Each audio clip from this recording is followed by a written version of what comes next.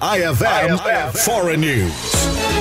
Bumagal ang suporta ng United Kingdom sa Ukraine mula nang mahalal si Keir Starmer ng Labour Party bilang Prime Minister. Aniya, may mga dating kasamahan sa pamahalaan na nagbabala laban sa mas aktibong pagbibigay ng tulong militar sa Ukraine. Bukod dito, napansin din ang unti-unting paghina ng diplomatikong ugnayan ng dalawang bansa mula nang umupo si Starmer. Nagtagumpay noon ang UK na magbigay ng mga kinakailangang military resources para sa Ukraine at ito ang nagtulak sa iba pang bansa sa Europa na magbigay din ng kanilang suporta. Samantala, naghayag ng pagkabigo si Ukrainian President Volodymyr Zelensky sa kawalan ng aksyon ng bagong pamahalaan ng UK. Ayon sa kanya, hindi pa dumadalaw si Prime Minister Starmer sa Kyiv at mananatili pa ring wala sa kanilang bansa ang mga long-range missiles na dati nang napagkasunduan. Samantala, nangangamba rin ng Ukraine matapos mahalal si Donald Trump bilang presidente ng Estados Unidos dahil maaaring bawasan na tuluyang itigil ni Trump ang suportang militar at pinansyal na ibinibigay ng Amerika mula nang magsimula ang hidwaan sa pagitan ng Ukraine at Russia. Para sa IFM Foreign News, ako si Idol Zaira Kuntapay,